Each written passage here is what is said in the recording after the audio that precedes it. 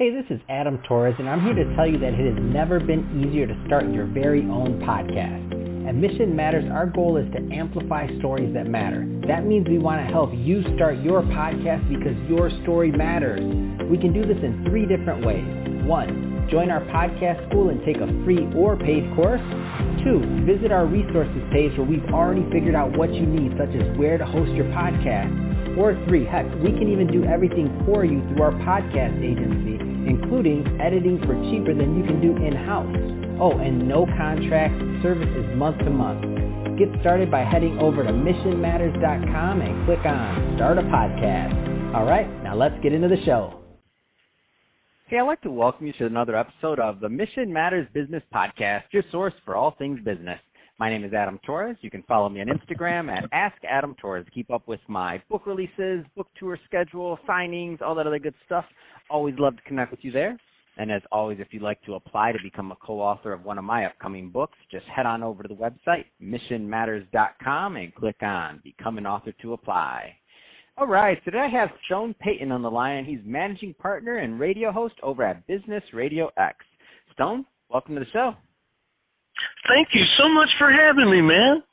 Oh, man, excited to have you here today. I was like, man, I'm excited. Professional on the line here. I'm like, make my job easy, Stone. I'm like, and you got the name, too. Come on, Stone Payton. I'm like, Business RadioX is awesome. So quick background for the listeners who maybe haven't heard your work yet. You've interviewed thousands of the nation's top execs, entrepreneurs, business owners, authors, thought leaders. I mean, you've been in the business a long time. That being said, just to give everybody an overview, tell us a little bit more to kick it off about RadioX, please. Yeah, I have. I've had an opportunity to interview so many folks out there doing such marvelous work, and as I'm sure you've experienced in your work, Adam, these are bright, passionate people who are just out there grinding it out every day, and there's just so many folks out there doing such marvelous work. It's an incredibly rewarding way to make a living and try to make a contribution back to the planet and the universe. My current role is managing partner with Business RadioX, so I've sort of evolved a little bit from helping clients reverse engineer media properties that help them meet hard-to-reach people and build authority and credibility and generate meaningful, compelling content that they can use in their sales and marketing effort. I've sort of evolved from that set of responsibilities to going out into the broader marketplace and trying to identify people who would be good candidates to actually run Business RadioX studios in their local community. So that's where I'm spending most of my energy now. And Adam, I'll take all the help I can get, man.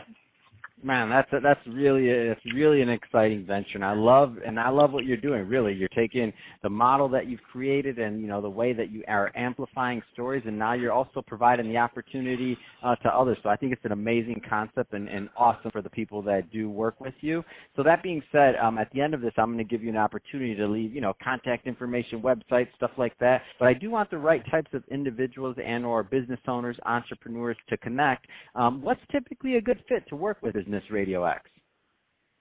So we're still getting this figured out in terms of who's a good fit for a Business RadioX studio partner, but 2 groups that we know for a fact we have absolutely validated make marvelous candidates for that particular business opportunity. One group are the people who are either in or from the training and development field. Because, and I think maybe this is true in your world too, Adam, the people who make the best host and studio partners for us, they're not like terrestrial radio personalities. They're really more, they're facilitators. And there are people who are relationship oriented, very invested in serving their community, their profession, the marketplace. So the training and consulting folks who either want to utilize our platform to help them grow their existing enterprise is one great group. So I'd love to talk to those folks. And then the other group, as it turns out, is this 50-plus-year-old either established or aspiring entrepreneur. That pool, as I'm sure you're aware, Adam, is getting larger and larger. Some of those folks are being ask politely and sometimes not so politely to please exit stage right. And they are kind of rejiggering their career plan. And those are some of the people we'd like to have conversations with about being the Business RadioX media platform in their local community so they can do the things for the professional services providers in that community that we've now had an opportunity to do across 10 studios, coming from 7 states now, I guess. Man, that's awesome. I think it's a great idea, and I think it's a really interesting concept for people to get involved. And what I like is that, unlike when you're starting this thing from scratch, you have a model already that's proven. So, for example, when I started my first show, I'm like, I didn't know what I was doing. Let's claim that I know a little bit maybe about what I'm doing now, but that being said, when I started, it took me years to learn this business. If I would have known of a company like yours or an opportunity like that, I could have been years ahead of building this media platform if I would have known. But, right, you don't know, don't know. So I love what you're doing over there, Stone. And I think this is a great transition. So let's dive in a little bit further into today's topic. So high velocity selling habits. I mean, there's a lot of business owners, entrepreneurs, executives on the line right now. And they say, we all know without sales, business is not going to last. You need cash flow coming in. So where do you want to start with this topic, Stone?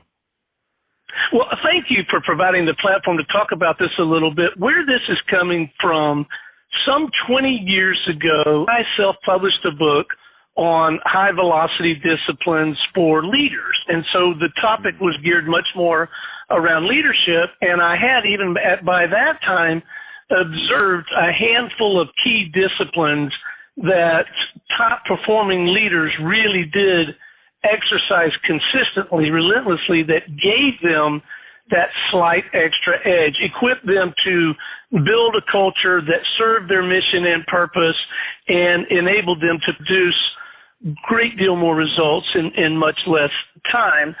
You don't even know this yet, Adam, because we haven't had this conversation, but if at all possible, this next book, which is going to be High Velocity Selling Habits, is going to be a collaboration with you, or I'm going to engage you guys to help me write it. So I'm sort of getting prepared to build that book and get it out to the people who can use it.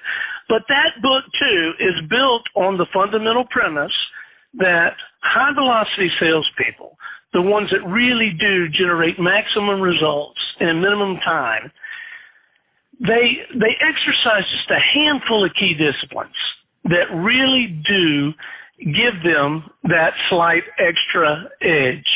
And I'll share those disciplines, and if you feel like we have time, we can dive into them or we can cut another time. But those 5 disciplines are structure, personal accountability, empathy, education, and direction.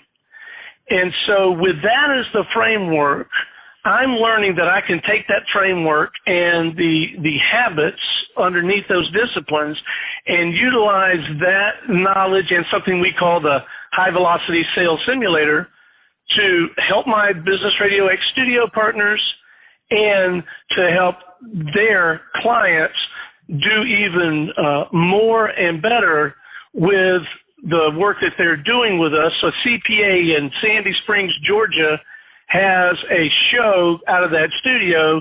We can help them reverse engineer that show so that it does all the things I described earlier. But if I can also equip that CPA with high velocity selling habits and a safe environment to practice those habits and receive expert advice and feedback, then I feel like I really am serving, and we're learning from experience. We can generate, maybe it's hyperbole, but I'm going to use the word anyway, Adam, exponential results. No, for sure, 100%. So my background, financial advisor. So I didn't grow up or start in media, and all I did was take. And the only reason I maybe have had some little bit of success in media is just because I took them same habits I had back then, and I did the same thing here. And I'm like, whoa, wait a minute, it still works. So to me, it's not the business. It doesn't matter what business you're in. It's the habits to get the result that you want. So I want to go a little bit further down that vein of thought of like what these types of habits look look like? And I know they're going to be different for some people, different for some industries. So, for example, right now we do based off of, content we put out, other things. When I was a financial advisor for, in financial services, almost 14 years, I've been doing this now going on 4, but when I did that, it was how many new contacts I had, how many new people I was meeting. Like, I had to track that because that was what's going to give me the end result I wanted. So, and that was my habit. That's what I had to focus on. So I'd like you to go further down that line of what some of these habits might look like to get, to get the juices flowing for our audience right now. Absolutely. So let's do that. Let's go very granular. Let's go to the other end of the continuum, and then we can crawl back up the ladder if it makes sense in the time that we have. Interesting you should mention tracking those ratios. That is absolutely a high-velocity selling habit. And I think sometimes salespeople who have not had the benefit maybe of exposure to some of the selling mechanics and disciplines and habits that it sounds like you have, sometimes they can be just overwhelmed with the whole set of responsibilities surrounding this role of salesperson, and so that maybe they get a little too invested in getting it just right and authoring the perfect communication piece and what they're going to say and what they're not going to say. Look, what you need to do is throw your hat over the fence, get off the go, take some action, then get the data in, right, and make your adjustments. And I love what you said. Time and time again, we have absolutely documented that high-velocity salespeople track their results, and they track all the ratios. Again, like in our business, we have our clients track how many people did I invite, how many of those people agreed on the show, how many of those people came on the show, how many of those I decide I might want to work with, back to our CPA, and might want to be their CPA. How many of those people did I tell that? How many of those people said, yes, I'll meet with you about it, and just on and on and on. Those ratios are so critical. Some others that are just, every time, they're just never not there. Scheduled calls versus cold calls. Man, people that work like this and are in a different income bracket and are approaching serving their market different, they don't do cold calling. They work only on scheduled calls. This one is not as prevalent as I wish it were, but I'll tell you this, the people who follow my advice and are willing to do it, it's really helped them a lot. High-velocity salespeople don't write proposals. They share recommendation summaries, and I know that can sound a little bit like semantics. And for those people who are nervous about trying that idea, if you want to, just take the semantic step for right now. I can build an entire business case for why you don't want to write proposals. It's a positioning nightmare. There's a lot of reasons not to write a proposal. But if in listening to this brief audio, if you're sort of bristling with the idea, just try this for them. Try this on your next 3 deals. Write up your proposal the way you always have, and just don't call it a proposal. Put recommendation summary at the top of it. That, look, if you're the expert, you should not be putting forth for consideration your recommendation. That's what proposal literally means, putting forth for another's consideration.